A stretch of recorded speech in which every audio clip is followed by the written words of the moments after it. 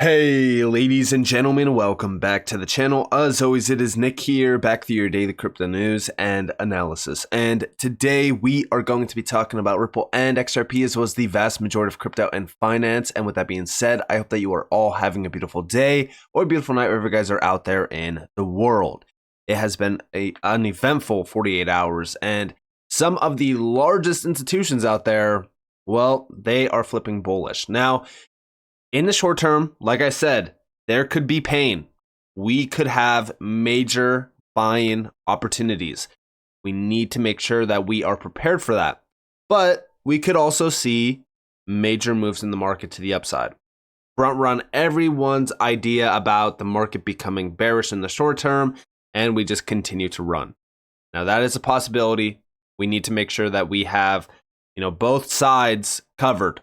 Make sure that we have some stable coins on the sidelines, but remain calm and collective with our long-term positions. Now, with that in mind, Franklin Templeton, who is buddy-buddy with BlackRock, you guys do want to go look it up, you guys are more than welcome to. They are one of the largest players out there in the traditional financial space. As usual, they are now becoming a major Bitcoin maxi, if you will. But we actually know that Franklin Templeton is working with Stellar. For those out there that are not aware, they actually launched on-chain US government money fund with Stellar. This is a big one. It has about roughly $325 million in it as of December 31st, 2023. And this is actually a pretty big move on their part. But you actually go to their website and you go to search over here on the right side, and you actually look for tokenization. You could see that they have been bearish on tokenization for a very long time. There's a ton of results going all the way back to even 2021 regarding tokenization. So we really need to be focused on what's actually happening here. These big players are changing their tune. They are focused on what's happening around crypto, around DLT. And also remember that Franklin Templeton is not a small time player. They have $1.4 trillion in total assets under management. And they are a big player in the financial space with over 75 years of experience. And if we look down here, we can actually see 1,300 plus investment professionals on the ground in 25 countries. 10 investment managers with specialized capabilities have joined our firm since 2019. 55 plus funds with an overall Morningstar rating of 4 or 5 stars. So again, this is a big giant, and we could actually see some of the other companies that are tied to Franklin Templeton. This is a big deal. And now, I mean, I never thought that I would see the day, but this is pretty crazy to see and witnessed. And again, like this is what's happening right now. And you know what's funny? Ripple predicted this. Now we're going to talk about that here in a second, but I also want to address the big move happening this year. Big shout out to ISO 2052. Let's do it for this video. Check this out. In 2024, half of the world's population will experience the benefit of digital monies. Check this out. 23. And that was that China, which had already launched the pilot of the digital yuan, has now been caught up by a host of other countries.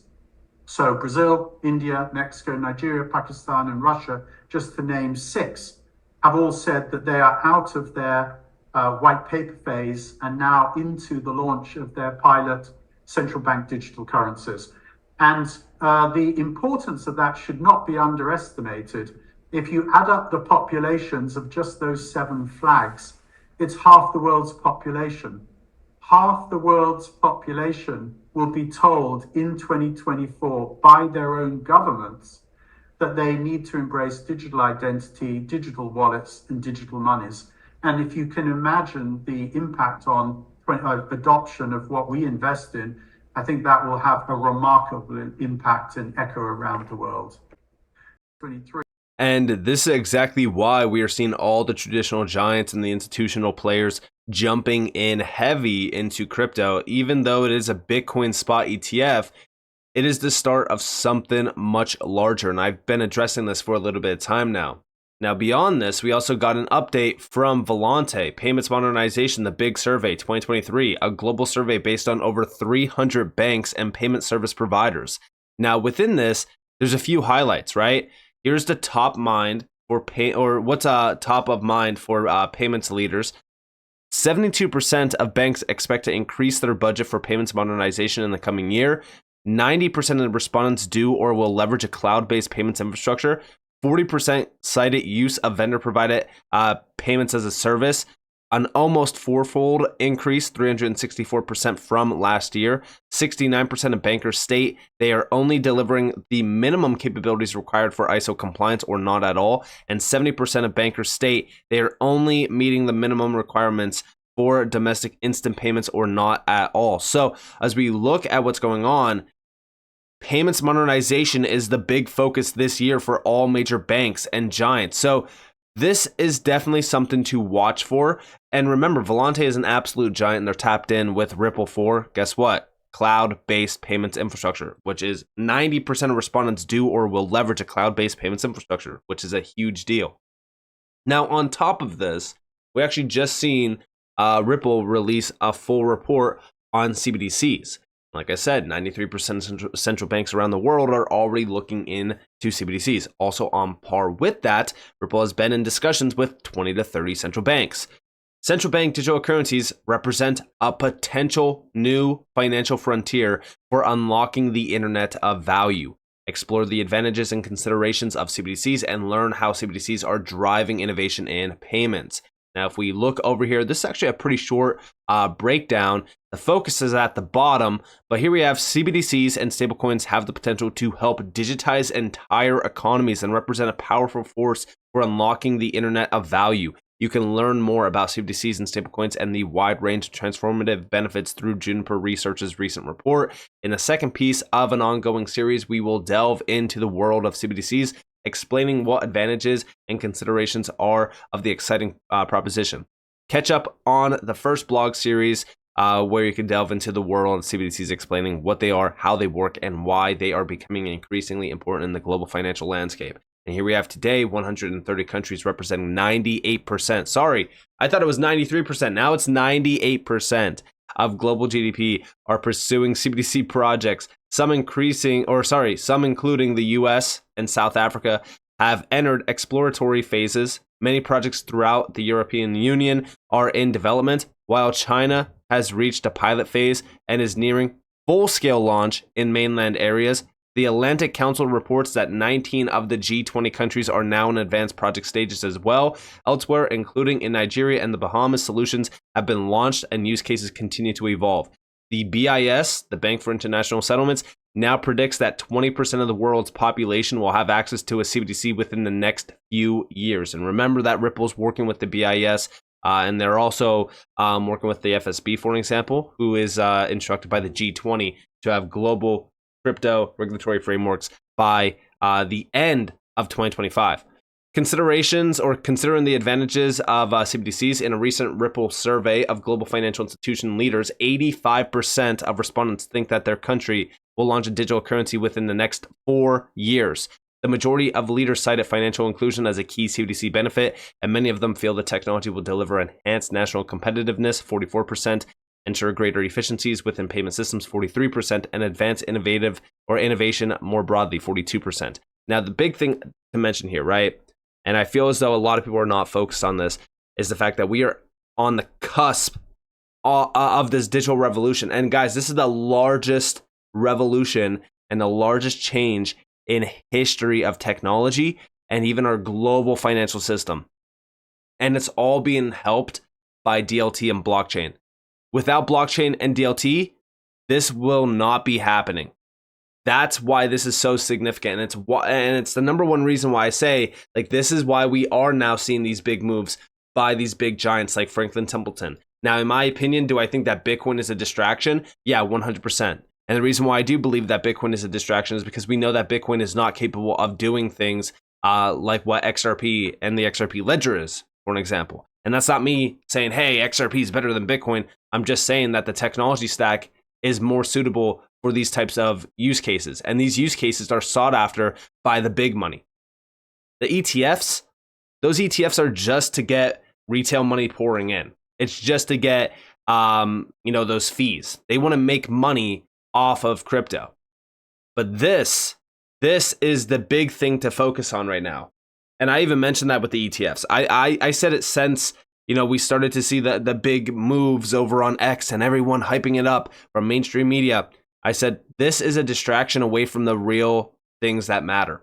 Focus on what's actually happening here. And even in terms of, central banks, they are moving heavy on this front, and they're already having private meetings with these big players like Ripple. The BIS already announced back in August of 2023 that they're working with Ripple on major infrastructure changes. This is crucial to understand. Now, if we scroll all the way down here, this is the big thing to focus on. Efficient settlement of asset exchange is not as impactful if the cash component of the transaction isn't as equally efficient and able to be coupled into a single atomic update. What does this mean? This means that they want to have atomic settlement. And guess what? Ripple has already ran POCs with major banks, like, for example, the Bank of England, where they had successful atomic settlement POCs. And this is between two RTGS systems, real-time gross settlement systems. So when we look at how big of a move this is, Ripple is at the forefront with XRP and the XRP ledger. Wholesale CBDCs, for example, are designed to settle large-scale, high-value securities transactions and interbank transfers, affording operational efficiencies around speedier settlement times and greater liquidity when settling other assets like tokenized real estate. In addition, tokenization improves privacy and agility as assets move peer-to-peer without the need for centralized intermediaries within decentralized networks. Guys, tokenization is becoming a big spotlight focus. Real-world assets have now a TVL of over almost $6 billion. Just to put it into perspective, we are still in the middle, technically, or the start of a bull run. At the top of 2021's bull run, we saw gaming, which was the big focus point back in 2021, hit an all-time high TVL of roughly almost $3 billion. Real-world assets and tokenization itself is becoming a hot topic to focus on, and I still believe that the XRP ledger is the perfect breeding ground for tokenization. Now, they also said within the underlying blockchain technology, the holy grail of instant transfer and settlement via a distributed ledger is made possible across any tokenized asset. And yes, this means that XRP and XRP ledger is perfect for something like this, because we know that XRP can settle anything and also transfer any type of payments or anything like that in 3 seconds, near instantly, and it provides incredible liquidity. Here we have a new financial frontier, and this is the end of it. Despite expected benefits, CBDC development is a new frontier, and potential challenges should be considered. While these may shift depending on design models, implementation challenges can include increased centralization of payment processing and sensitive user data. It is possible a central bank would store user activity and transactions, reduced regulatory oversight of financial systems, increased difficulty reversing fraudulent or erroneous transactions, challenges in payment, credential management, and key custody, susceptibility to erroneous or malicious transactions enabled by complex automated financial applications, increased reliance on third parties, aka non-banks. Now, like I said, all of this is happening at a time where we are seeing the Bitcoin ETFs being the big focus. We just witnessed Ripple put out a report that 2024, we're going to see a utility boom. Beyond that, we're going to close in on traditional fintech, and stablecoins dominate outside the US. All of this is what we should be focusing on. I think that it's great that we're seeing these ETF discussions. We're seeing ETFs, happening. But at the end of the day, this is a once in a lifetime opportunity. And it's the largest thing that we will ever see around our global financial system ever again, in my opinion, at least in the next 100 plus years. This is the largest transformation. We are now seeing the large institutions warming up to blockchain. They're starting to adopt it. They're starting to implement it. They're starting to accept it. And guess what? Does everyone claim that XRP is the banker's coin? Well, guess what? Ripple has been working with bankers. They've been working with the large central banks. They have been planning this move for over a decade. XRP as a digital currency, the XRP ledger as a DLT, has been at the forefront of this massive revolution for well over a decade now. Do not fade XRP.